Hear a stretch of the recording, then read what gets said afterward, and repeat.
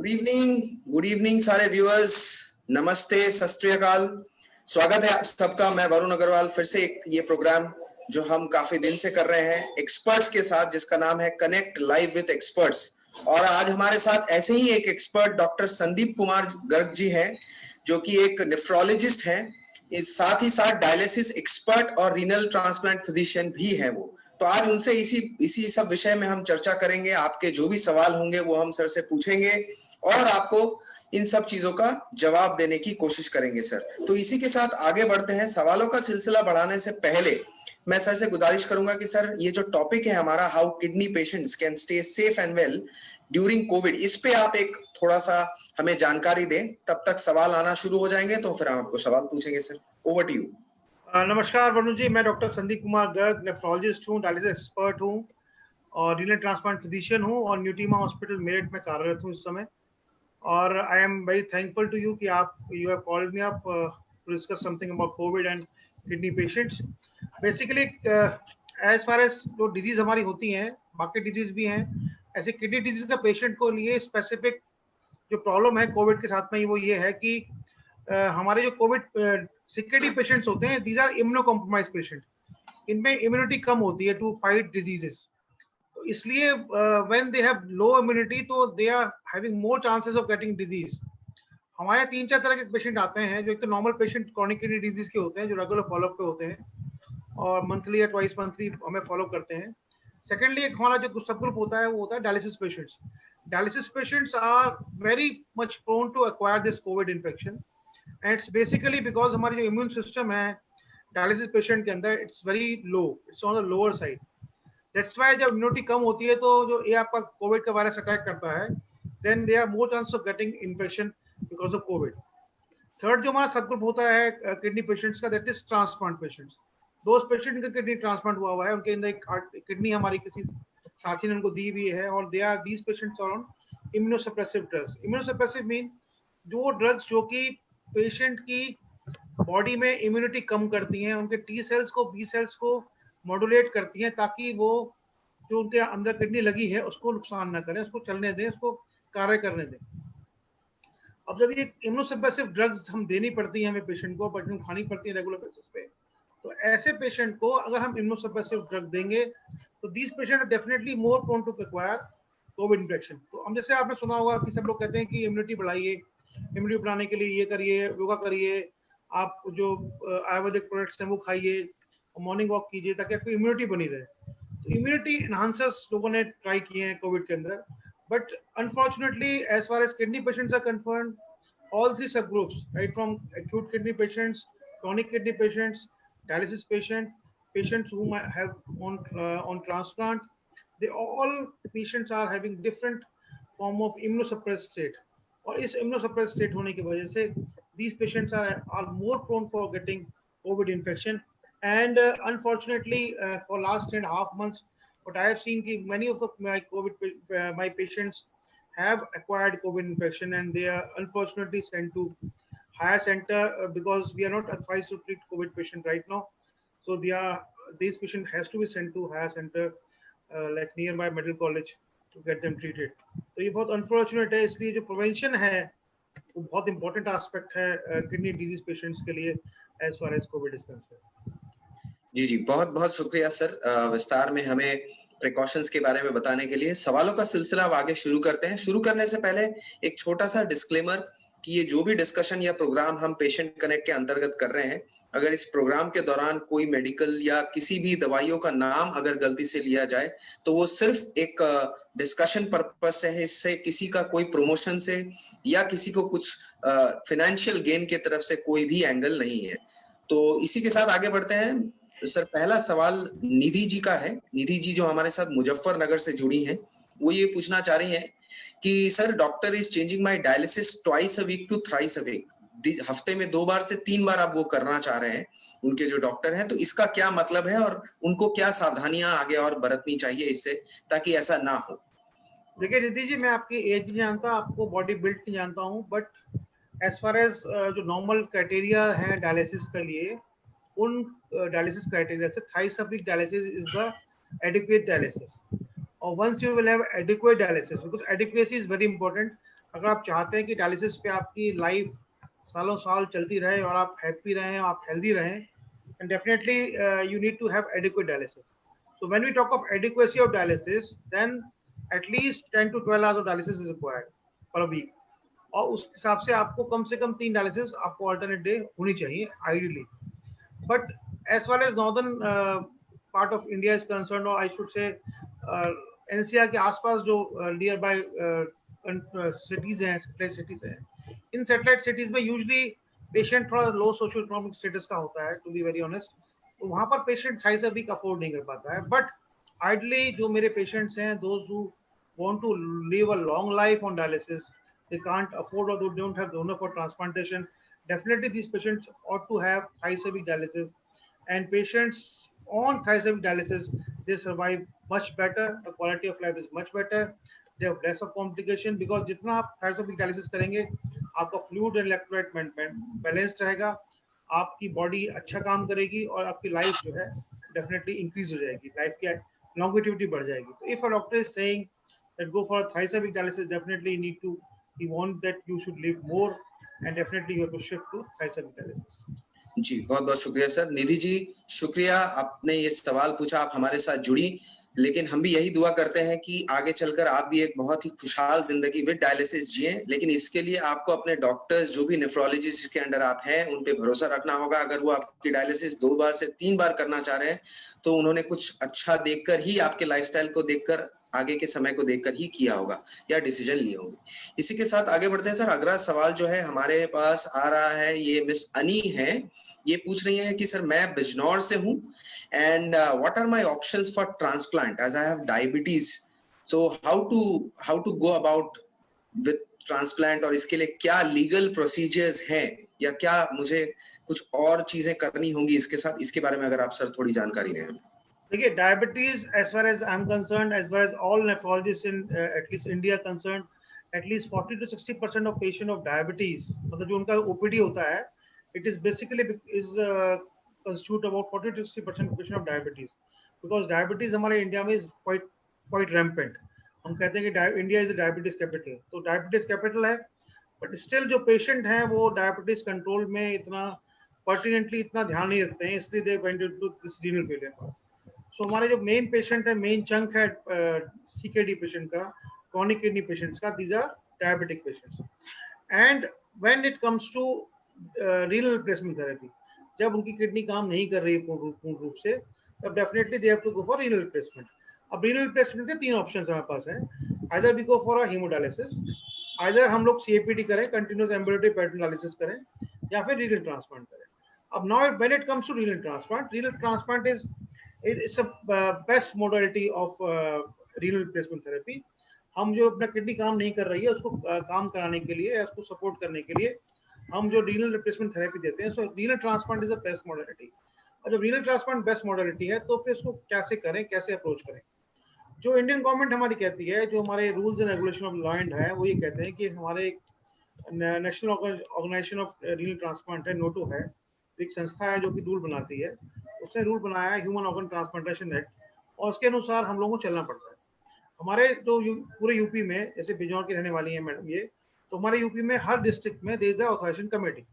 Authorisation committee में constitute करते हैं, एक तो डीएम साहब होते हैं, एक सीएमओ साहब होते हैं, डिप्टी सीएम होते हैं, और 4 उस मतलब उस जो मोहल्ला है या फिर जो डिस्ट्रिक्ट है उसके 4 मेन जो वो हैं, मतलब जैसे कोई डॉक्टर होंगे या कोई जज होंगे, जो उनसे कोई मेडिकल प्रोफेशन से कोई मतलब नहीं है या पेशेंट से मतलब, उनको रखा जाता है, and that form the committee.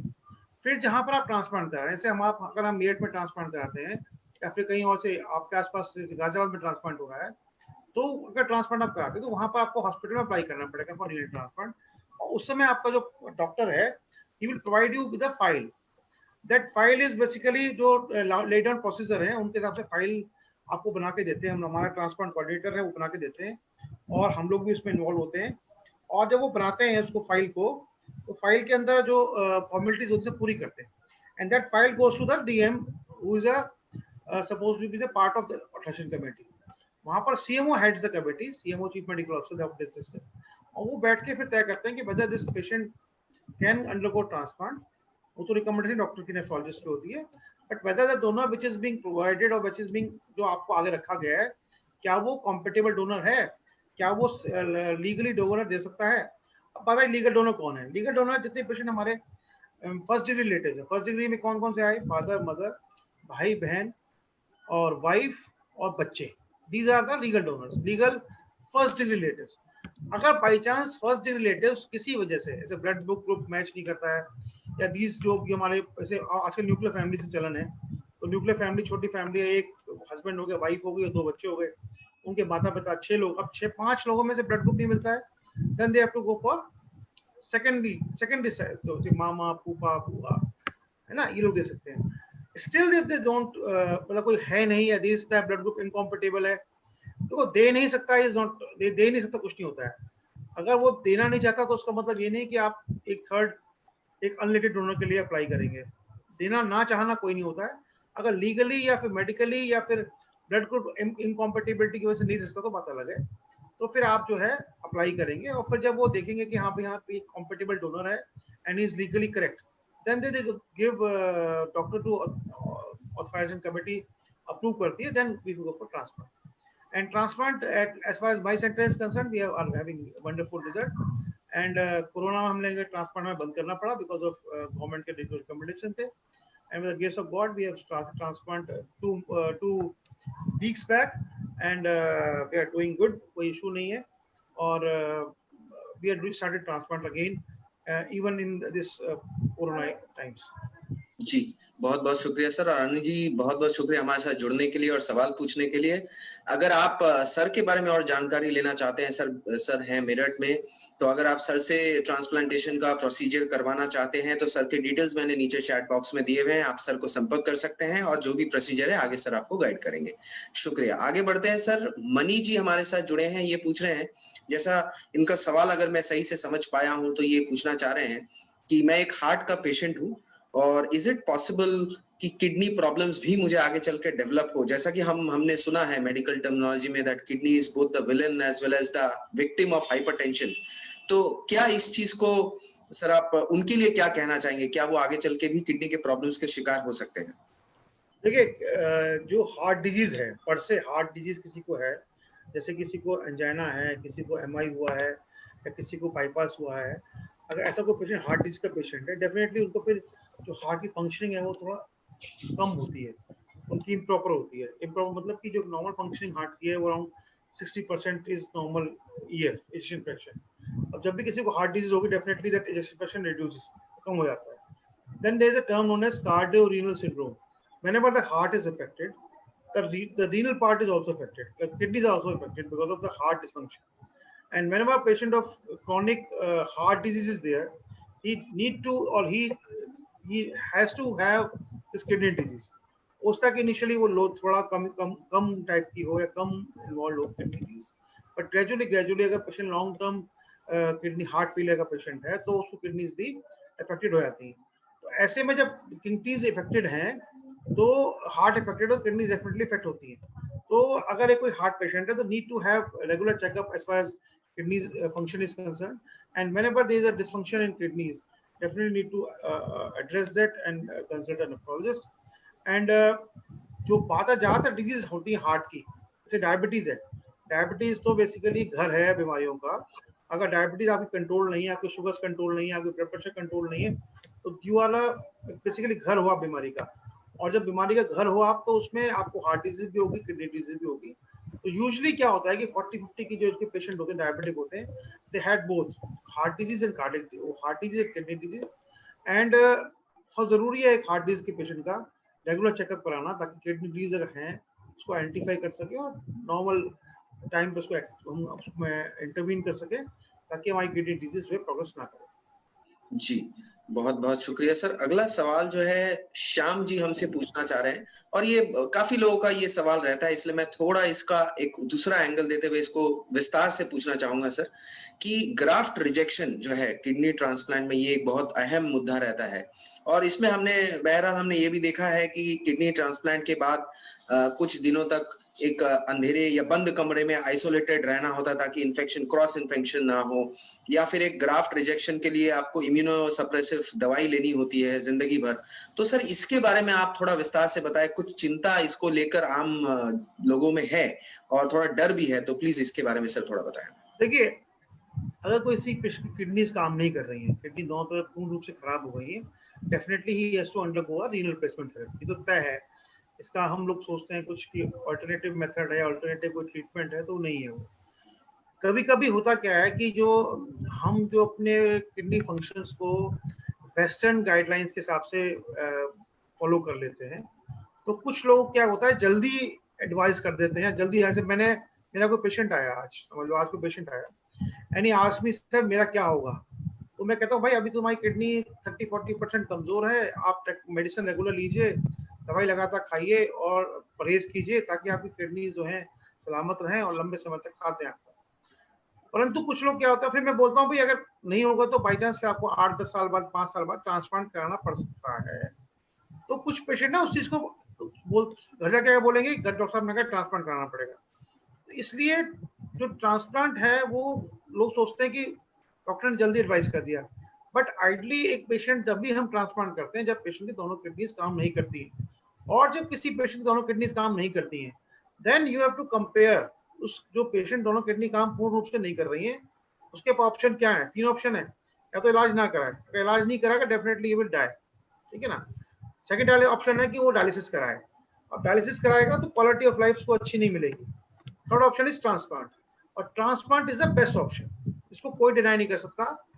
Definitely अगर आप कंपेयर करते हैं एक जिसकी दोनों किडनी खराब है उससे, उसको कंपेयर करिए, आप एक नॉर्मल आदमी से मत कंपेयर कीजिए कि मैं एक नॉर्मल व्यक्ति हूँ, मेरी उम्र 10 साल जीऊंगा, और एक किडनी पेशेंट ने ट्रांसप्लांट कराया है वो 8-10 साल 12 साल जिएगा, ऐसा तो नहीं होना। ऐसा आप कंपेयर उससे कीजिए डायलिसिस वाले से, जो आदमी डायलिसिस करा रहा है, तो आप किसी को डायलिसिस वाले से कंपेयर करेंगे तब आपको समझ में आएगा कि transplant is the best modality as far as renal transplant, as far as ESRD end stage renal disease is concern.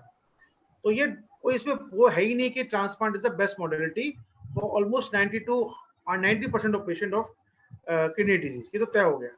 अब बात आई रिजेक्शन की, तो देखिए अगर एक पेशेंट को हम ट्रांसप्लांट करते हैं, ट्रांसप्लांट डेफिनेटली हमारे लिए एक कॉमन प्रक्रिया है, हम ऑलमोस्ट वीक में 2 से 3 ट्रांसप्लांट करते आ रहे थे पहले, अभी कोविड में हमारा कम हो गया था, देन अगेन अब गवर्नमेंट ने अलाउ किया तो हमने ट्रांसप्लांट शुरू कर दी, तो हमारे लिए it's common procedure. But for a layman और फॉर अ इंडिविजुअल जिसके घर में पहली बार डिजीज हुई है, उसके लिए ट्रांसप्लांट एक बड़ी प्रक्रिया है, इसमें दो राय कहीं तक नहीं है।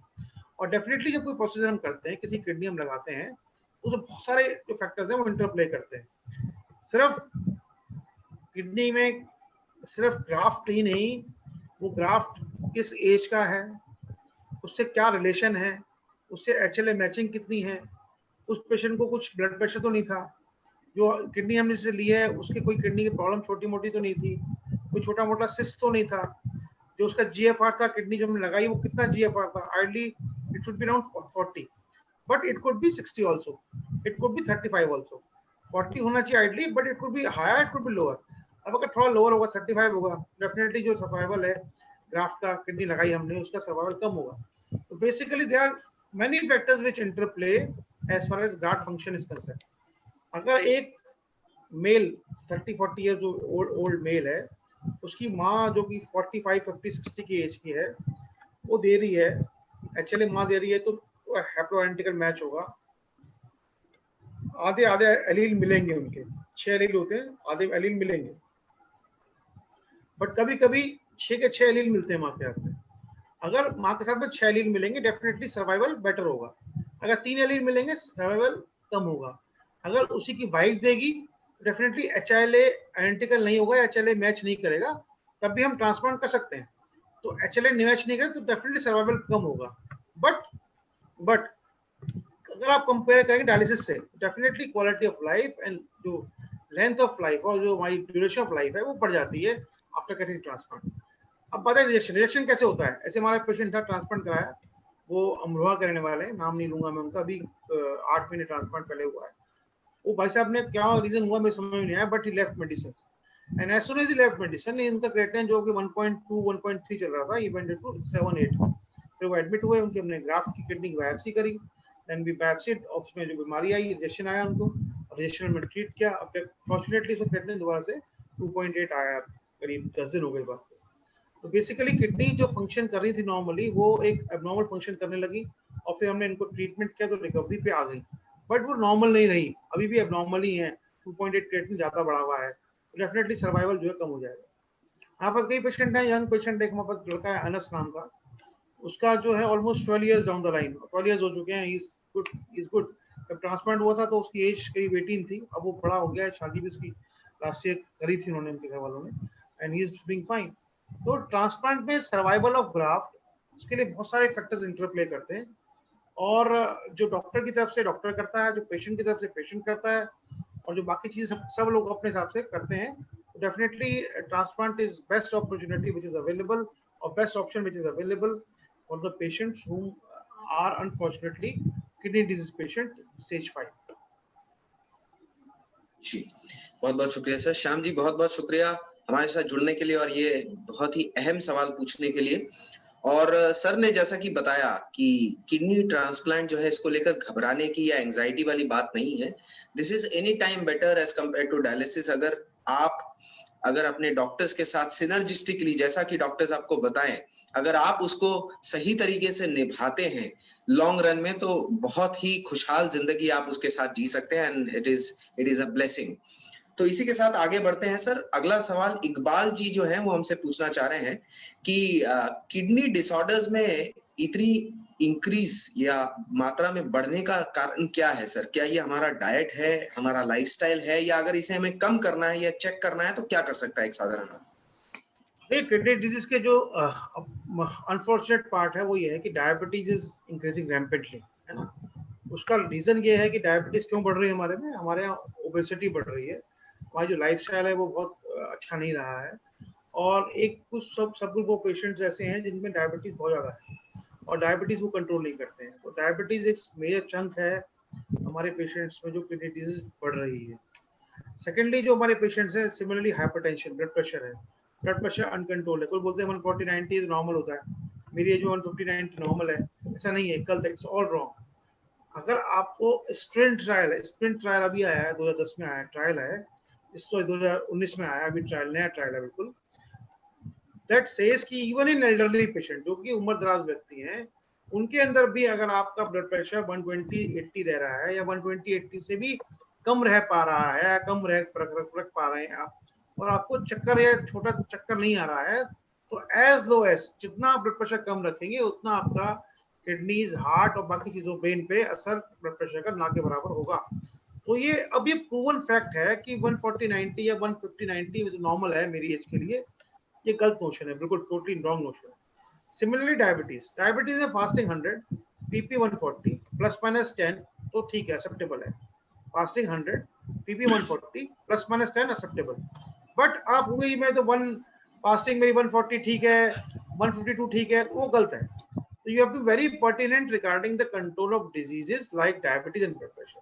ये हमारे मेजर चंक हैं किडनी डिजीज बर्डन के। थर्ड जो मेरा चंक आता है हमारा आता है वो आता है डिजीज पथरी की रोग। हमारा जो एरिया है ये वेस्टर्न यूपी का और एनसीआर का, इसे stone belt consider to be stone belt. Stone belt क्यों कहते हैं इसको? स्टोन बेल्ट हम इसलिए कहते हैं क्योंकि यहाँ पर जो पानी है वो थोड़ा सा हार्ड वाटर है, and it's full of minerals. ऐसे पेशेंट में जो हमारा स्टोन बनने की टेंडेंसी है वो बढ़ जाती है। अब हमारे यहाँ क्या है, जब स्टोन बनने की टेंडेंसी है तो मरीज है तो उसका फिर जो ऑल्टरनेटिव मेडिसिन वाले हैं वो भी अपने हिसाब से कुछ वो करते हैं, इलाज करते हैं मरीजों का। बट जो मैं आपसे ये नहीं कहूंगा कि आप हर पथरी रोग का एलोपैथी से इलाज कराएं, मुझसे इलाज कराएं, मैं आपसे बिल्कुल नहीं कहूंगा। बट एक बात आपसे मैं कहना चाहता हूँ जो हर आदमी को याद रखनी चाहिए दिमाग के अंदर, कि अगर मेरी पथरी रुकावट पैदा कर रही है, अगर मेरी पथरी रुकावट पैदा कर रही है और उसका साइज 1.25 सेंटीमीटर से ऊपर है, तो पथरी लॉन्ग रन में मुझे नुकसान करेगी। ये बात आप ध्यान रखें। ज्यादातर लोग क्या करते हैं कि पथरी रोग को ऑल्टरनेटिव मेडिसिन से ट्रीटमेंट करते हैं, और मैं नाम नहीं लूंगा एलोपैथी का, और वो इवन रुकावट करने वाली पथरी का भी इलाज ऑल्टरनेटिव मेडिसिन से करते हैं, प्रॉपर ट्रीटमेंट नहीं लेते हैं, later on they and up into chronic kidney disease. और जो थर्ड चंक है हमारे यहाँ मेरठ में, एनसीआर में आसपास, वो क्रॉनिक किडनी डिजीज है, स्टोन डिजीज की वजह से। जो फॉर्चुनेट बात ये है as a nephrologist what I should say कि जो किडनी डिजीज पर से हैं, जैसे क्रॉनिक ग्लोमेरुलोनेफ्राइटिस है, क्रॉनिक इंटेस्टिनल नेफ्राइटिस है, chronic cystic disease of kidneys हैं, ये हार्डली 10 to 5% ही कंट्रीब्यूट करती है किडनी डिजीज को। तो मेनली जो चंक हमारा है वो किडनी डिजीज का, वो डायबिटीज, ब्लड प्रेशर और सी रोग, ये तीन जो मेन हमारे फैक्टर्स हैं, ये इंटरप्ले करते हैं और हमारे पेशेंट्स को किडनी डिजीज बहुत कॉमन है। इसके अलावा जैसे बताया भाई साहब ने कि भाई यंग पेशेंट में किडनी डिजीज हो रही है, तो यंग पेशेंट में 3-4 कॉमन कॉजेज हैं। एक तो आजकल बहुत प्रोटीन डाइट हम बहुत ले रहे हैं, खासकर कुछ लोग जो बॉडी बिल्डिंग करते हैं, प्रोटीन डाइट लेते हैं, तो protein, excess of protein is also harmful to kidneys. और जो खासकर जो आर्टिफिशियल प्रोटीन है, जो प्रोटीन के डिब्बे आते हैं, it is very harmful, that causes increase hyper. Protein आप ज्यादा खाएंगे तो किडनी ज्यादा काम करना पड़ेगा। जिस किडनी को दौड़ना है 100 की स्पीड से, उसको दौड़ाते हैं आप 120 की स्पीड से। जब किडनी 120 की स्पीड दौड़ेगी तो डेफिनेटली उसमें वो धीरे कम काम करने लगेगी। तो initial manifestation is blood pressure, शुरू में ब्लड प्रेशर या पेशाब में प्रोटीन होना शुरू होता है, और धीरे धीरे ये बीमारी जो है बढ़ती आती है और पेशेंट को किडनी डिजीज डेवलप हो जाती है। तो कहने का मतलब यह है कि डिजीज कॉमन और रैम्पेंट इसलिए होती जा रही है क्योंकि हम लोग उस जो हम इलाज करते हैं वो हम प्रॉपर नहीं करते हैं। और जो एक इम्पोर्टेंट बात हम हमेशा दिमाग में रखनी चाहिए कि हमारा जो सर्वाइवल है, जो हमारे पेशेंट्स में सर्वाइव, जैसे हमारी जिंदगी की जो औसत आयु है हम लोगों की, वो बढ़ गई है। पहले वो जो औसत आयु थी 55 साल के आसपास थी, now it increase to 65-68, better medical facilities की वजह से। जब बेटर मेडिकल फैसिलिटीज होंगी तो हमारी क्रॉनिक डिजीज है, डायबिटीज, ब्लड प्रेशर, वो क्रॉनिकली लंबे समय तक चलेंगी और पेशेंट को अल्टीमेटली किडनी फेलियर डेवलप होता है। तो बेसिकली मल्टी फैक्टोरियल रीजन है जिसकी वजह से हमारे यहाँ इंसिडेंस ऑफ किडनी डिजीज बढ़ गया है। जी, बहुत-बहुत शुक्रिया एंड बहुत-बहुत शुक्रिया इकबाल जी का भी, उन्होंने ये सवाल पूछा। तो सर के माध्यम से यही कहना चाहूँगा कि लाइफस्टाइल मॉडिफिकेशन जो हमारे डे टू डे जिंदगी में जो चेंजेस हैं, डाइट चेंज है, वो आप लाएं। प्लस आजकल जो एक चलन, जैसा कि सर ने भी बताया कि प्रोटीन का जिम करते हुए एक चलन है, तो उसको अगर आपको लेना है प्लीज किसी डॉक्टर्स को कंसल्ट कर ही आप लें। वे प्रोटीन हो या किसी भी तरीके का अननेचुरल प्रोटीन हो या प्रोसेस्ड प्रोटीन हो, उसको लेने से पहले आप एक सर किसी भी एक किडनी विशेषज्ञ हो या किसी भी डॉक्टर या एक्सपर्ट से आप सलाह जरूर लें। इसके अलावा अगर आपको फिर भी प्रोटीन लेना है तो आप नेचुरल प्रोटीन ज्यादा प्रेफर करें, क्योंकि जैसा हमारे मेडिकल इसमें है कि पर KG weight 1 gram of protein is what is recommended. तो उसके हिसाब से अगर आपका वजन 60 केजी का है तो 60 ग्राम प्रोटीन, बिल्कुल इसी हिसाब से आपको आगे बढ़ना है। आई थिंक इसी का ध्यान हमको रखते हुए हमारे लाइफस्टाइल मॉडिफिकेशन करें तो हम किडनी के प्रॉब्लम्स आगे कम कर सकते हैं। आगे बढ़ते हुए सर शायद जी अगला सवाल पूछ रहे हैं, ये हमारे साथ मेरठ से ही शायद जुड़े हैं। ये पूछ रहे हैं कि सर मेरी किडनी फंक्शन थोड़ी लो है, मैं 28 साल का एक लड़का हूँ और डायलिसिस पे ऑलरेडी हूँ, तो मुझे ये चिंता है कि मेरी उम्र बढ़ते बढ़ते क्या मेरा सीकेडी प्रोग्रेशन जो है क्या वो और आगे बढ़ सकता है या वर्स हो सकता है, आपकी राय से? देखिए साहिल भाई, आप ऑलरेडी डायलिसिस के ऊपर, जैसे आपने बताया, और अगर आप डायलिसिस के ऊपर हैं तो डेफिनेटली आपका जो किडनी फंक्शन है ऑलरेडी वो नहीं है, ऑलमोस्ट आपकी बॉडी के अंदर किडनी फंक्शन नहीं के बराबर है, तभी आप डायलिसिस के ऊपर हैं। तो मेरा राय ये है कि अगर आप डायलिसिस के ऊपर हैं, you are so young, 24 year of age, definitely you should think of transplant as a best option for आपको अपनी लाइफ प्रोलॉन्ग करने के लिए। अगर आप चाहते हैं आपकी शादी हो, बच्चे हो, तो आपकी लंबी लाइफ लगे, तो definitely you need to undergo a transplant. Transplant best option है आपके लिए, आप जैसे पेशेंट्स के लिए, ताकि आप कम से कम 15 से 20 साल ठीक जिए इस किडनी के सहारे, और जो नहीं लगाई जाएगी, और आपकी जो लाइफ की क्वालिटी है वो काफी गुना इम्प्रूव कर जाएगी। तो व्हाट आई सजेस्ट इज कि since you are already on dialysis, इसका मतलब है आपको क्रॉनिक किडनी डिजीज स्टेज 5 है, तो already your kidney functions are काफी कम है, वो इम्प्रूव नहीं करेंगे क्योंकि क्रॉनिक किडनी डिजीज आपको है, और तो you need to undergo a transplant which is the best solution as far as you is concerned. जी बहुत-बहुत शुक्रिया। शायद जी हम यही दुआ करते हैं ऊपर वाले से कि आप बहुत ही हेल्दी और स्वस्थ जीवन जिए। और जैसा कि शाहिद जी सर जानना भी चाह रहे थे आपकी ओपीडी टाइमिंग्स या आपसे कैसे संपर्क किया जाए, वो एक्चुअली सहारनपुर से हैं, वो आपसे संपर्क में आना चाह रहे थे, तो आप प्लीज अपना डिटेल्स थोड़ा सबके साथ शेयर कर दीजिए। मेरा ओपीडी टाइमिंग है वो न्यूटीमा हॉस्पिटल में मैं हूँ, कार्यरत हूँ, और न्यूटीमा हॉस्पिटल में ओपीडी में 10 बजे सुबह से लेकर शाम को 3 से 4 बजे तक करता हूँ रोज, और संडे भी ऑफ होता है, but emergency I do take. और इसके अलावा नंबर मेरा आपसे शेयर किया होगा, 9837338080। तो whenever you feel आप व्हाट्सएप भी बात कर सकते हैं मुझसे, अपॉइंटमेंट लेके आ सकते हैं। और हॉस्पिटल का जो नंबर है वो भी आप मुझसे पूछ सकते हैं, वैसे 9927600666। तो मेरा नंबर हुआ 9837338080 और हॉस्पिटल का जो अपॉइंटमेंट नंबर है वो 9927600666। तो बहुत इजी है, वैसे गूगल आजकल अवेलेबल है और बाकी चीजें बहुत अवेलेबल हैं, तो मुझे तो नंबर मेरा लेना कोई बड़ी मुश्किल चीज नहीं है। तो आप आराम से मुझे कांटेक्ट कर सकते हैं और definitely I am available, specially emergency 24 hours कोई प्रॉब्लम नहीं मुझे। और रूटीन पेशेंट्स में आपको बता दिया है, न्यूटीमा हॉस्पिटल मैं कैटर करता हूँ। शाम की आजकल ओपीडीज नहीं कर पा रहे हैं बिकॉज ऑफ कोविड, अदरवाइज शाम की ओपीडी में शहर में ईस्ट चौराहे पे करता हूँ। मैं आशा करता हूं कि सबने सर का नंबर्स और डिटेल्स नोट कर लिया, और अगर आपने नहीं भी किया है तो मैंने चैट बॉक्स में नीचे नंबर्स और सर के डिटेल्स सारे दे दिए हैं। इसके अलावा भी आप सर के फेसबुक प्रोफाइल पे लॉगिन करके या जाकर आप वहां पे सारे डिटेल्स कर सकते हैं। लेकिन एक महत्वपूर्ण सूचना देना चाहूंगा, जो सर ने अपना नंबर शेयर जरूर किया है, लेकिन प्लीज प्लीज प्लीज वो अपने ड्यूटी पे कार्यरत है, कोविड ड्यूटीज पे भी कार्यरत है, काफी पेशेंट्स है जो उनको देखनी पड़ती हैं, तो उनको अनवांटेड कॉल्स या किसी भी तरीके का जो जिसको अवॉइड किया जा सकता है उस तरह के कॉल्स आप ना करें। जहां जरूरत है प्रायर अपॉइंटमेंट के साथ ही सर को आप कांटेक्ट कीजिए। तो इसी के साथ आगे बढ़ेंगे। अगला सवाल असलम जी का है कि मैं डायलिसिस पे तो हूँ and there is some electrolyte problem भी इसके साथ मेरे को अक्सर देखा जाना पड़ता है। सर इसके लिए क्या करना चाहिए, आप क्या सजेस्ट करेंगे? देखिए, यूजुअली अगर आप डायलिसिस के ऊपर है, रेगुलर डायलिसिस आप ले रहे हैं twice a week, thrice a week, तो इलेक्ट्रोलाइट एब्नॉर्मलिटी यूजुअली नहीं होनी चाहिए। Why I'm saying so? Because हमारे डायलिसिस मशीन आजकल एडवांस मशीन्स हैं और वो उसमें जो टेक्नीशियन है वो पहले से ही हम लोग चेक करते हैं। मैं भी जब जाता हूँ राउंड ले जाऊँ पेशेंट डायलिसिस पेशेंट का, तो वी चेक इट कितना सोडियम कंटेंट हम दे रहे हैं, प्रोवाइड कर रहे हैं। और बाई चांस अगर किसी का सोडियम ऊपर नीचे हो भी रहा है या पोटेशियम ऊपर नीचे हो रहा है, तो डेफिनेटली विद द ऑप्शन होता है डायलिसिस यूनिट के अंदर, इसके हिसाब से आप अपना सोडियम कम या ज़्यादा कर सकते हैं, तो टेक्नीशियन से कह के। तो it's not a very big deal, बड़ा आसान काम है। आपको अपना जो सोडियम है वो आप 135 से लेकर 145 रखना है। तो हम जो मशीन का सोडियम है वो 140 रखते हैं यूजली, 138 140 रखते हैं, ताकि हमें यू नेट्रीमिया रहे बॉडी में।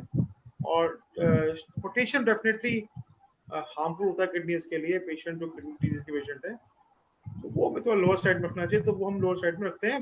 And it's all being done by the machine. अगर बिल्कुल ही इलेक्ट्रोलाइट एब्नॉर्मलिटी आपको हो रही है स्टिल ऑन डायलिसिस, तो आई सजेस्ट कि आप जो मशीन आप यूज करते हैं उसके इलेक्ट्रोलाइट्स एक बार चेक करा लीजिएगा। ऐसा ना हो कि मशीन में ही कुछ एरर आ रहा हो कि मशीन में इलेक्ट्रोलाइट ठीक ना दे रही। जी, बहुत-बहुत शुक्रिया सर। मैं असलम जी से यही गुजारिश करूंगा कि अगर आप डायलिसिस या इसके लिए जहां भी जा रहे हैं, पहले ये चेक कीजिए कि कोई नेफ्रोलॉजिस्ट उसके साथ जुड़ा हुआ है कि नहीं है, बिकॉज बहुत सारे अटेंडेंट्स भी करते हैं। वो खैर वो सर्टिफाइड है, बट फिर भी आप अगर चेक कर लें कि एक नेफ्रोलॉजिस्ट उसके साथ जुड़ा हुआ है कि नहीं, it will really really help you. या फिर अगर आप सर का कंसल्टेशन लेना चाहे, सर से डिस्कस करना चाहे, तो आपके नंबर्स, सर के नंबर्स मैंने नीचे डिटेल चैट बॉक्स में दिए हुए हैं, आप सर से संपर्क कर सकते हैं।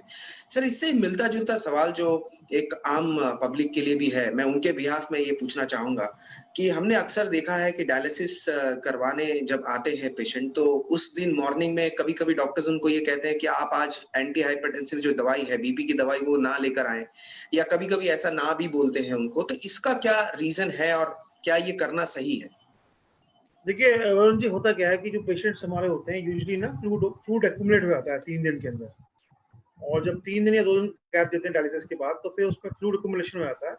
और जो हमारे पेशेंट्स होते हैं डायलिसिस के, ये पेशेंट्स के अंदर जो ब्लड प्रेशर है it's mainly fluid dependent. Fluid dependent मतलब कि एज सून एज पेशेंट का फ्लूइड बढ़ेगा, वॉल्यूम बढ़ेगा, तो पेशेंट विल गेट हाइपरटेंसिव।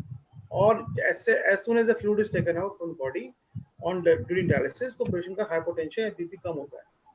इसलिए हम यूजुअली क्या करते हैं, हम देखते हैं कि पेशेंट नॉन कंप्लायंट पेशेंट है, पेशेंट इरेगुलर डायलिसिस कर रहा है या फिर डायलिसिस रेगुलर नहीं कर रहा है, और काफी मात्रा में पानी पीता है, 2 से 3 लीटर पानी पीता है, और हमें 4-5 लीटर पानी निकालना पड़ता है।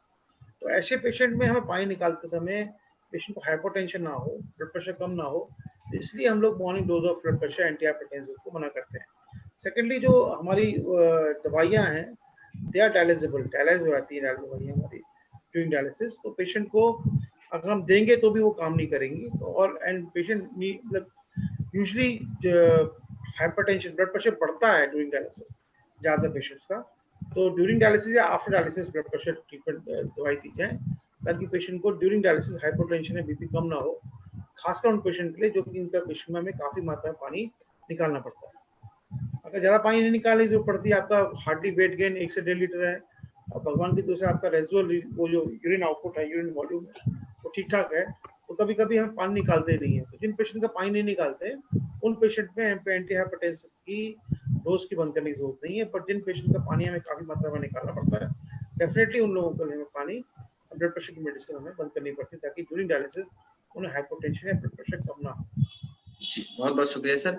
आगे बढ़ने से पहले सर आपसे परमिशन लेना चाहूँगा, कुछ सवाल आपके चाहने वाले और सवाल आई थिंक कुछ सवाल हमारे पास पेंडिंग है, तो आई होप हम थोड़ा टाइम आपका और ले सकते हैं। कुछ सवाल है मैं आपको और पूछ लेता हूँ। इससे पहले सर फेसबुक में आपके कुछ चाहने वाले हैं, उन्होंने आपके लिए बहुत सारी तारीफ़ों वाली चीज़ें लिखी हैं, उसमें मैं एक आध पढ़ देता हूँ। जैसे रोहित त्रिवेदी हैं, वो कहना चाह रहे हैं, thank you so much sir for giving information in this pandemic situation.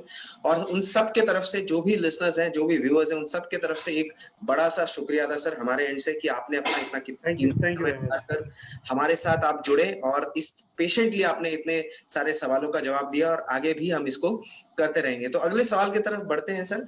एक जो कॉमन सवाल और आता है डायलिसिस पेशेंट में ज़्यादातर कि नाइट डायलिसिस जो है वो इंडिया में या नॉकटर्नल डायलिसिस इंडिया में अभी उसने सही तरीके से चालू नहीं हो पाया। तो इस पे सर आप क्या कहना चाहेंगे? क्या ये सक्सेसफुल हो पाएगा या फिर इसको होना चाहिए? क्या आप कुछ कहना चाहें सर इसमें? देखिए, नाइट डायलिसिस मेरा सपना था। जब मुझे फॉर्चुनेटली जब मैं डीएम कर रहा था एसएमएस जयपुर से, तो I got a seminar on adequacy dialysis. तो at that time I read the literature long back, बहुत पुरानी बात होगी, but I still do read about adequacy dialysis. तो जो फ्रेंच ये बेसिकली नाइट डायलिसिस आपने बताया, you are definitely learned person, आपने कहाँ पढ़ा मुझे पता नहीं, बट ये जो भी आपने पूछा है बहुत अच्छी बात है। और मैं चाहता हूँ कि मेरठ में ये इम्प्रूव चीजें हैं, मतलब ये आए और लोग खुद बोलें कि हमें नाइट डायलिसिस करो। बेसिकली कॉन्सेप्ट क्या है नाइट डायलिसिस? नाइट डायलिसिस है तहसीन, तहसीन एक जगह है, it's not Tahsin, it's TASSIN, Tahsin group, जो फ्रांस में बेसिकली ये है। वहां पर वो क्या करते हैं कि दे गेट नाइट डायलिसिस, उसमें वो 8 आवर्स डायलिसिस करते हैं, और उसमें जो इंडिविजुअल जो डायलिसिस कराता है वो आता है, डायलिसिस नीडल लगाता है, खुद ही करता है, या फिर जो अटेंडेंट रहते हैं वहाँ, टेक्नीशियन रहते हैं, डॉक्टर्स भी अवेलेबल रहते हैं, और वो डायलिसिस शुरू करते हैं, and he goes to sleep. और वो 8 दिन, हफ्ते के 8 दिन डायलिसिस, सॉरी हफ्ते में 5 दिन डायलिसिस करते हैं। 2 दिन वहाँ पर यूजली ऑफ होता है, तो फ्राइडे सैटरडे ऑफ होता है, बाकी 5 दिन डायलिसिस करते हैं। And what they have seen, जो बेनिफिट देखा गया है लॉन्ग नाइट डायलिसिस का, वो ये देखा गया है कि पेशेंट को जो requirements of blood pressure drugs हैं, जो ड्रग्स हैं, इसके अलावा जो कैल्शियम फॉस्फोरस मेटाबॉलिज्म के लिए ड्रग लेनी पड़ती है, इसके अलावा जो फ्लूइड मैनेजमेंट है पेशेंट का, वो इलेक्ट्रोलाइट मैनेजमेंट है, वो जितनी भी चीजें हैं पेशेंट को क्रॉनिक किडनी डिजीज से रिलेटेड, वो सारी बेटर हो जाती हैं। पेशेंट को जो बेसिकली होता है क्या, जब हम इंटरमिटेंट डायलिसिस करते हैं तो हमारा जो वॉल्यूम है वो कभी बढ़ता है कभी घटता है। जब हम डायलिसिस करते हैं वॉल्यूम निकाल लेते हैं तो बीपी कम हो जाता है। जब हम डायलिसिस नहीं करते, 2-3 दिन गैप देते हैं, तो इंटरडायलिटिक फ्लूइड बढ़ जाता है, तो फिर ब्लड प्रेशर बढ़ता है आपका, तो उससे एलवी, लेफ्ट वेंट्रिकुलर पे बहुत ज्यादा लोड पड़ता है। तो अगर आप ये जो फ्रेंच प्रोटोकॉल है इसको फॉलो करते हैं, तो आपका जो लाइफ है, लॉन्गेटिविटी ऑफ लाइफ है, डेफिनेटली वो इंक्रीज करती है as compare to twice a week. जो नॉर्मल प्रोटोकॉल क्या है इंडिया में, मतलब मेरठ में, ट्वाइस अ वीक डायलिसिस का है। Twice a week is definitely not beneficial as compare to thrice a week. अगर हम थ्राइस अ वीक की बात करते हैं तो इंटरमिटेंट शॉर्ट डायलिसिस 2 से 3 घंटे डायलिसिस ऑल्टरनेट डे कराएंगे तो वो मोर बेनिफिशियल है। Then the best is this, जो आप बताया आपने कि नाइट डायलिसिस कराइए, आप लॉन्ग डायलिसिस नाइट में कराइए, अपना आराम से सोते रहिए, और आपको है बेटर वो मिलेगा। इवन शुरू में हम आए, मेरठ में आए, तो उस समय मेरा सेंटर मेरा अपना नहीं था, तो लॉजिस्टिक की प्रॉब्लम थी, but now I govern centre. और अगर कोई पेशेंट मुझसे पूछता है, मैं सजेस्ट भी करता हूँ उसको, तो definitely we can give them dialysis, और फाइनेंशियली भी इनको लॉस नहीं होगा, वी विल अकोमोडेट उसी कॉस्ट में, एंड वो एक अच्छी लाइफस्टाइल और अच्छा टाइम और एक लंबा टाइम अपनी जिंदगी का डायलिसिस पे गुजार पाएंगे अगर वो नाइट डायलिसिस कराते हैं। And thanks mister Arun, really I am really thankful कि आपने बहुत सालों बाद ये मेरे दिमाग में जो एक कीड़ा था आपने जगाया, और वो इस सुनेंगे। अगर उनको कुछ अच्छा लगेगा तो definitely they can ask me, और डेफिनेटली मैं उनको फाइनेंशियल प्रॉब्लम भी नहीं होगी। ऐसा नहीं कि 8 घंटे डायलिसिस के ज्यादा कॉस्ट लेंगे उनको, will take same nominal cost जो होती है डायलिसिस की, एंड विल ट्राई टू क्या वो किक स्टार्ट हो जाए पीरियड में एटलीस्ट, ताकि एक डायलिसिस का जो है ना लॉन्गिविटी बढ़ जाए पेशेंट की। Thank you very much. बहुत बहुत शुक्रिया सर। और मैं कहना चाहूंगा कि मैंने थोड़ी सी स्टडी इसके बारे में की थी, क्योंकि मैं ये प्रोग्राम लगातार कर रहा हूँ, तो इसी वजह से हमने ये सवाल पूछा, बिकॉज नाइट डायलिसिस मैंने भी जो फ्रांस में तहसीन के बारे में आपने बताया, बहुत ही इंटरेस्टिंग था उसके जो आउटकम्स थे। तो इसी दौरान मैं चाहूंगा कि आपने भी एक पहल शुरू की है और आप काफी इंटरेस्टेड है इसमें, तो मैं सबसे जो हमें सुन रहे हैं, मैं यही गुजारिश करना चाहूंगा, अगर आप मेरठ में है सर के पास, अगर आप ट्रीटमेंट करवाना जाना चाहते हैं या कंसल्ट करना चाहते हैं, प्लीज प्लीज प्लीज सर को कांटेक्ट करें। नाइट डायलिसिस बहुत पॉसिबल है, सर आपको उसमें हेल्प करें। और जैसा कि सर ने बताया, फाइनेंशियल बर्डन उसका मैं नहीं, एक्स्ट्रा बिल्कुल नहीं, नहीं है। बिल्कुल नहीं, बिल्कुल। हाँ, तो आप इस पे बहुत ही आसानी से जा सकते हैं, क्वालिटी ऑफ लाइफ इंप्रूव हो जाएगा। तो प्लीज प्लीज प्लीज आप इसके लिए डॉक्टर साहब को कंसल्ट करें। मैंने नंबर्स दोबारा सर के दोबारा चैट बॉक्स में दे दिए हैं, या फिर आप सर को फेसबुक या नंबर्स के थ्रू भी कांटेक्ट कर सकते हैं। सर आगे बढ़ते हैं। बानू जी है, ये सवाल पूछ रहे हैं कि मैं बचपन से, मेरे को एक ही किडनी है और ये कुछ दिन पहले ही डायग्नोस हुई है सिटी स्कैन के दौरान, और मुझे कोई हेल्थ इश्यूज एज सच अभी तक नहीं देखा गया है। राइट वाली किडनी मेरे पास है और मैं एक हेल्दी डाइट और नॉर्मल पानी का जो सेवन है मैं वो कर रही हूँ। तो इसके अलावा मुझे और कोई सावधानी बरतनी चाहिए, क्योंकि मेरे पास एक ही किडनी है, तो इसके साथ मैं एक बहुत ही खुशहाल जिंदगी जीना चाहती हूँ, तो क्या कोई और सावधानी की जरूरत है मुझे? देखिए, भगवान ने 2 किडनी बनाई सोच के बनाई है, ऐसा तो नहीं कि नहीं बिना सोचे समझे बना दी। तो 2 किडनी बनाई है, तो उसमें बेसिकली हमारा किडनी कभी-कभी एजेनेसिस हो जाती है, बनती नहीं है बचपन में, बट उससे बहुत ज़्यादा घबराने की जरूरत नहीं है। परंतु आपको जो लाइफस्टाइल है, जैसे आपने बात पहले भी डिस्कस किया, लाइफस्टाइल बहुत इंपॉर्टेंट है पेशेंट का, स्पेशली जिनको सोलिटरी किडनी, एक किडनी। अब लाइफस्टाइल इंपॉर्टेंट क्यों है? देखिए, हमारे पास 2 किडनी है, हम अपना जो हमारा आइडल वेट 75-60 केजी वेट अगर हमारा आइडल है, हम उसको 80-90 भी कर लेंगे तो किडनी थोड़ा काम कर लेंगे। बट अगर आपका सोलिटरी किडनी है और आप एक किडनी में नेफ्रॉन, हमारे जो किडनी का जो बेसिक स्ट्रक्चर है, दैट इज नेफ्रॉन, ग्लोमेरुलस कहते हैं ग्लोमेरुलस। तो ग्लोमेरुलस होता है, फिर ट्यूब्यूल होते हैं, फिर उसको पूरा स्ट्रक्चर होता है, उसे कहते हैं हम लोग नेफ्रॉन। जैसे माचिस तिल्ली होती है, उसके अंदर 50 तिल्लियां होती है, 50-100 तिल्लियां होती हैं, तो दैट एक सिंगल तिल्ली इज इक्वल टू 1 नेफ्रॉन। तो ऐसे किडनी में हमारे एक किडनी में 10 लाख, एक किडनी में 10 लाख नेफ्रॉन होते हैं, 20 लाख नेफ्रॉन होते हैं एक इंडिविजुअल को। तो अगर हम एक किडनी है पहले से, तो हमें 20 लाख नेफ्रॉन होते हैं बॉडी में, बट भगवान ने हमें 10 लाख के दिए। डेफिनेटली हमें कम नेफ्रॉन्स दिए हैं भगवान ने। वो नेफ्रॉन अगर हम उस पर ज्यादा बॉडी वेट डाल देंगे, ज्यादा प्रोटीन खाएंगे, ज्यादा ब्लड प्रेशर अनकंट्रोल रखेंगे, डायबिटीज अनकंट्रोल रखेंगे, कोई भी बीमारी हमारे अंदर है और उसको हम अनकंट्रोल रखेंगे, हम दवाई की गोलियां खाएंगे, दर्द की गोली खाएंगे जो किडनी में नुकसान करती हैं, एंटीबायोटिक्स का सेवन एक्स्ट्रा करेंगे, तो ऐसी चीज करेंगे जो कि किडनी को हार्म करती हैं। Right from weight, uncontrol diabetes, uncontrol blood pressure, drugs, है ना, ये जितनी भी चीजें हम करते जाएंगे तो हम डेफिनेटली अपनी किडनी को नुकसान पहुंचाने के लिए एक खुद ही हम प्रयास करेंगे। और फिर 40 to 50 की एज में यूजली होता क्या है, initially it start with proteinuria, शाम में प्रोटीन आना शुरू होता है, और ग्रेजुअली फिर हाइपरटेंशन, और फिर ग्रेजुअली किडनी फंक्शन कम होने शुरू होता है। And by the age of 40 to 60 years, patient might require some form of treatment, especially to antihypertensive। बाद में फिर और किडनी खराब है तो फिर और प्रॉब्लम होती है। बट यूजुअली जो नॉर्मल एक देखा गया है कि दिस जो पेशेंट होते हैं सोलिटरी किडनी वाले, अगर कोई इनको मेजर इलनेस नहीं होती ड्यूरिंग देयर लाइफ, तो they live normal healthy life, मतलब अपनी पूरी जिंदगी पूरी कर लेते हैं विद सिंगल किडनी। ऐसे बहुत बहुत महानुभव इंडिया में हुए हैं जो कि अपनी पूरी जिंदगी जी चुके हैं, and they had a single solitary kidney. तो मेरा कहने का मतलब यह है कि सोलिटरी किडनी है तो आपको थोड़ा सा समझदार हो जाना पड़ेगा, और आपको ओबेसिटी अवॉइड करनी पड़ेगी, मोटापा नहीं होना चाहिए। अगर डायबिटीज हो तो डायबिटीज कंट्रोल रखें, ब्लड प्रेशर कंट्रोल करें, दर्द की दवाइयाँ ना खाएं, एंटीबायोटिक का सेवन एक्स्ट्रा ना करें। तो ये सब चीज़ों को ध्यान रखें, डेफिनेटली आपको जो है आपकी किडनी जो एक भगवान ने दी है वो सालों साल आपकी जो है काम करेगी, और आपको कोई चिंता का विषय नहीं है।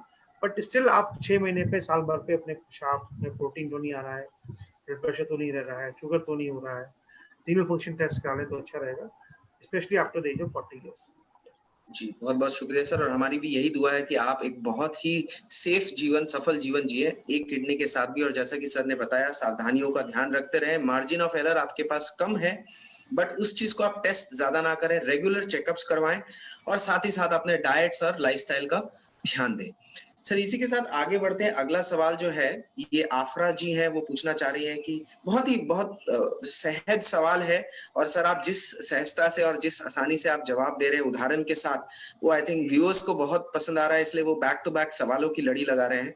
आफरा जी आपसे पूछना चाह रही हैं कि हम जैसे साधारणतः डायलिसिस करने जाते हैं, तो एज़ अ पेशेंट हम डायलिसिस मशीन या ऐसी कोई रिकमेंडेशन, जैसे फूड के केस में हम देखते हैं एफएसएसआई अप्रूव्ड है, तो वैसे डायलिसिस सेंटर या डायलिसिस मशीन को चेक करने का या सर्टिफाई करने का कोई जरिया हो, जिससे एक आम पेशेंट पहचान पाए या समझ पाए कि ये सही है, इसकी कोई जानकारी अगर आप हमें दे सकें? देखिए, वैसे तो मेरठ में कम से कम जब मैं आया था शुरू में 1 आध 2 सेंटर थे मेरठ में, बट अब लास्ट मैं 2005 में मेरठ में आया था, 2020 को 15 साल हो गए। तो Meerut has developed a lot और काफ़ी सेंटर्स खुल गए हैं।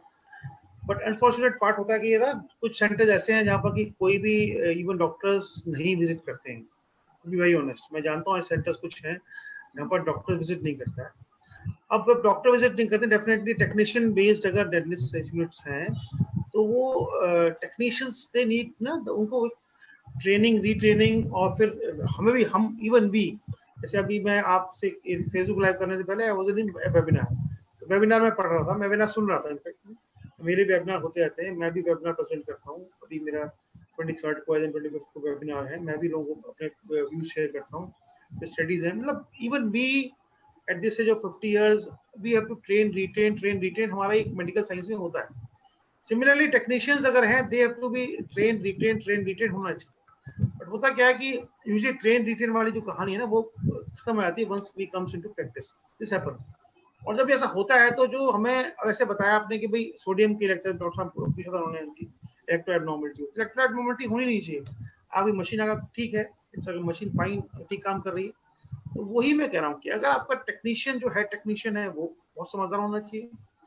डॉक्टर जो वहाँ पर आपको देख रहा है, वो एक समझदार होना चाहिए, ताकि वो ध्यान रखे आपकी जो वाटर क्वालिटी है वो बढ़िया है कि नहीं है, आपकी मशीन के जो नॉर्मल सर्विसिंग है वो हो रही नहीं हो रही है।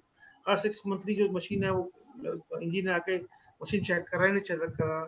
इलेक्ट्रोलाइट्स हैं मशीन के, वो चेक हो रहे हैं कि नहीं हो रहे हैं।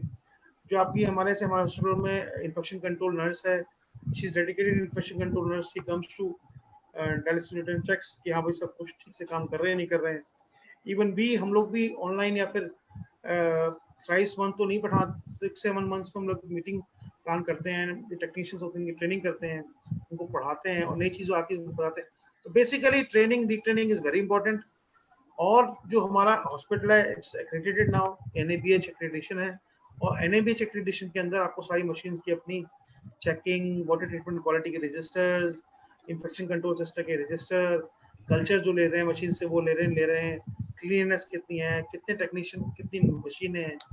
तो बेसिकली मेरा मानना यह है कि इंडिया में, as far as India is concern, NABH accredited hospital अगर है आपका, अगर एनएबीएच एक्रेडिटेड हॉस्पिटल है, तो definitely you are in better and safe hands as compare to एक अनएक्रेडिटेड हॉस्पिटल में जाके आप डायलिसिस कराएं। प्लीज देखो, मैं भी जब शुरू किया था तो it was a we had a 3 machine, shabby तो नहीं कहूंगा, बट 3 मशीन क्लीन यूनिट थी वहां पर। Now we have around 10 machines, but definitely एक बहुत ज़्यादा कॉस्ट डिफरेंस नहीं होता है, हार्डली 100-200 रुपीज़ का कॉस्ट डिफरेंस होता है एक अच्छे सेंटर में और एक अच्छे ना सेंटर में, कहना चाहिए।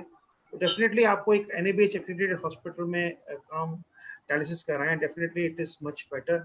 अब तो गवर्नमेंट की तरफ से फ्री डायलिसिस की फैसिलिटी भी है, गवर्नमेंट ने दे रखी है, and we have a good centre at P H Sharma, जो कि काफ़ी नंबर ऑफ पेशेंट को डायलिसिस कर रहा है, and they are doing good dialysis.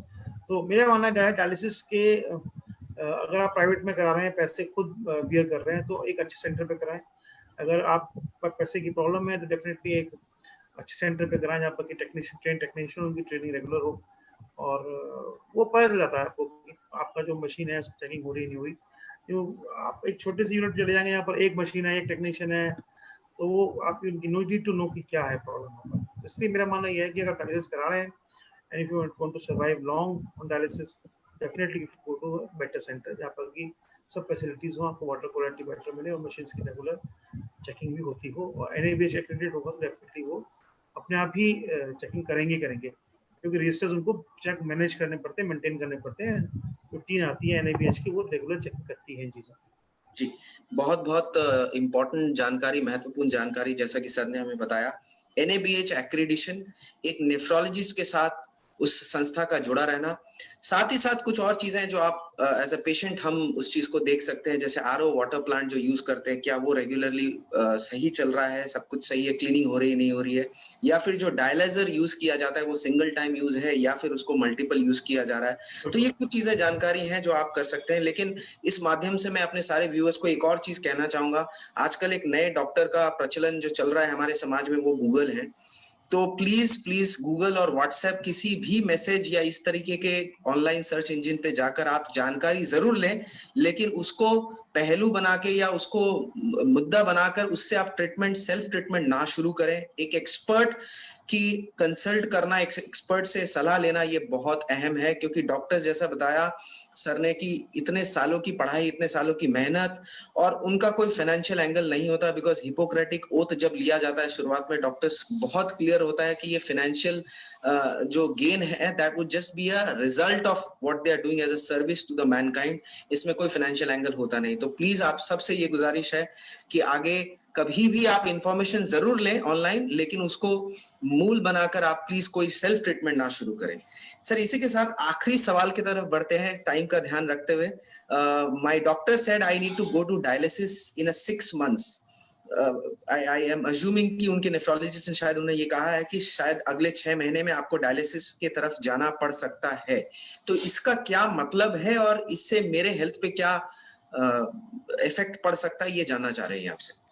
देखिए, बेसिकली एक नेफ्रोलॉजिस्ट होने के नाते जो भी नेफ्रोलॉजिस्ट आपको देख रहे होंगे या फिजिशियन देख रहे होंगे, उनको एक आइडिया होता है, वी नीड टू हैव, मतलब हम सब लोगों को आइडिया होता है कि कितने दिनों में ये पेशेंट जो है प्रोग्रेस करेगा और वो डायलिसिस की नीड या फिर एंड स्टेज डिजीज में रीच करेगा। अगर कोई पेशेंट स्टेज 1 स्टेज 2 में है तो डेफिनेटली स्टेज 5 पहुंचने पर उसको टाइम लगेगा। अगर स्टेज 4 में है तो डेफिनेटली स्टेज 5 में जाने में टाइम कम लगेगा। तो अगर किसी क्रिएटिनिन से आप ध्यान रखें, अगर किसी क्रिएटिनिन 5, 6, 7 के आसपास है, डेफिनेटली फॉर नेक्स्ट 1.5 years उसको डायलिसिस की रिक्वायरमेंट होने वाली है। और अगर आप यंग हैं तो definitely pre-emptive transplant is an option for these type of people जो कि 6 महीने में डायलिसिस जाने वाले हैं। बिकॉज अगर आप कॉस्ट टू कॉस्ट कंपेयर करें, डायलिसिस इज अगर लॉन्ग टर्म में देखें, dialysis is costlier as compare to transplant, because dialysis में आपको 30-40,000 पर मंथ आपको खर्चा होता है अगर प्राइवेट अच्छे सेंटर पे काम कराते हैं। और अगर आप लॉन्ग टर्म बेसिस पे देखें तो ट्रांसप्लांट का जो कॉस्ट है, it comes around 3.2 hospital cost और 3.2 सिमिलर ड्रग मेडिसिन और एक इम्यूनोसप्रेसिव जो इंडक्शन ट्रीटमेंट होता है वो, तो मतलब अराउंड 6.6 का खर्चा बैठता है ट्रांसप्लांट के लिए। और जो आपका 1 से 2 साल के अंदर डायलिसिस पे आप रहते हैं तो वो पूरा हो जाता है। तो मेरा कहने का मतलब है कि डायलिसिस अगर आप ट्रांसप्लांट अफोर्ड कर सकते हैं तो definitely you have to go for transplant first. Transplant ही कराना चाहिए इनिशियली। एंड प्रीएम्प्टिव ट्रांसप्लांट काफी बढ़ रहा है अभी हमारे पास। हमने पहले भी प्रीएम्प्टिव ट्रांसप्लांट किए हैं, 2-3 पेशेंट और अभी भी चल रहे हैं, वर्कअप चल रहा है, इनको प्रीएम्प्टिव ट्रांसप्लांट करेंगे। तो बेसिकली प्रीएम्प्टिव ट्रांसप्लांट मींस कि जब पेशेंट को मालूम है कि डायलिसिस की नीड आने वाली है with in next span of 3 to 4 months or 6 months, तो प्रीएम्प्टिवली ट्रांसप्लांट करा लेते हैं वो लोग, उनकी क्वालिटी ऑफ लाइफ जो है वो मेंटेन रहती है and they are back to work as soon as they get transplanted. तो ऐसा भी होता है। वी हैव फ्यू डॉक्टर्स, हमारे पेट में डॉक्टर है काफी, एक नामी गिरामी डॉक्टर है, नाम नहीं मैं लूंगा उनका, उनको ESRD था and we followed it up. और एज सून एज हमें लगा कि वो अब ट्रांसप्लांट की डायलिसिस वो पड़ने वाली है तो we asked him for transplant and they went for transplant state. और उन्हें बताया भी नहीं, उन्होंने अपने पेशेंट्स को बताया कि मैं घूमने जा रहा हूँ 1 महीने के लिए, and within a month he was back to work. तो मेरा कहने का मतलब ये है कि अगर आप एक हेल्दी लाइफस्टाइल चाहते हैं, आप एक हेल्दी व्यक्ति हैं, आप चाहते हैं कि बैक टू वर्क जल्दी आ जाए, तो डेफिनेटली प्रिवेंटिव ट्रांसप्लांट करें। एंड योर डॉक्टर्स नोज कि आपको कब तक आपको डायलिसिस की जरूरत पड़ने वाली है और पड़ेगी। बिकॉज माल न्यूट्रिशन अगर आप डिले करते हैं डायलिसिस में, तो malnutrition is a major factor जो प्ले करता है आपको इवन डायलिसिस पे सर्वाइवल करने में और ट्रांसप्लांट के बाद सर्वाइवल करने में। जितना वीक पेशेंट होगा, जितना माल नरिश पेशेंट होगा, उतना ही कॉम्प्लिकेशन ज़्यादा होंगे if you opt for dialysis or you opt for transplant. तो मेरा मानना यह है कि अपने नेफ्रोलॉजिस्ट को फॉलो करें। आपको नेफ्रोलॉजिस्ट नहीं लगता अच्छा किसी वजह से, आप लगते हो गलत बोल रहे हैं, तो आप किसी दूसरे नेफ्रोलॉजिस्ट को फॉलो करें। और प्लीज ऐसा ना करें कि नेफ्रोलॉजिस्ट को ना फॉलो करके किसी अननोन या अपने दोस्त को या भाई को या गूगल को बताया आपने तो फॉलो करें। Please follow nephrologist and he is the best guide, best आपका दोस्त है नेफ्रोलॉजिस्ट आपका।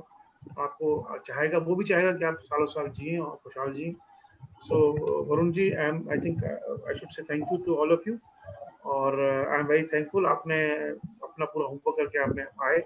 और मुझे सबसे अच्छा लगा कि आपने मुझसे फ्रांस के जो एक्सपीरियंस के बारे में पूछा। आई एम वेरी थैंकफुल जी, बहुत बहुत शुक्रिया सर, हमें भी बहुत अच्छा लगा। आई एम श्योर हमारे जितने लिसनर्स और व्यूअर्स थे जो हमारे साथ जुड़े हैं या आगे भी जुड़ेंगे, इस चीज को हमेशा दे अप्रिशिएट की एक एक्सपर्ट आप जैसे डॉक्टर्स जो कि काफी बिजी रहते हैं अपने स्केड्यूल को लेके, काफी ज्यादा मेहनत कर रहे हैं, इस मुश्किल घड़ी में भी वो इतना कीमती समय निकालकर सर आप हमारे साथ जुड़ना चाहें। सो बहुत बहुत शुक्रिया एक बार दोबारा सबके तरफ से सर, बहुत बहुत शुक्रिया। और हम यही दुआ करते हैं कि भगवान ऊपर वाला आप लोग को लंबी सेहत और स्वस्थ जीवन दे, ताकि इसी तरीके से thank you so much sir. Thank you so much sir.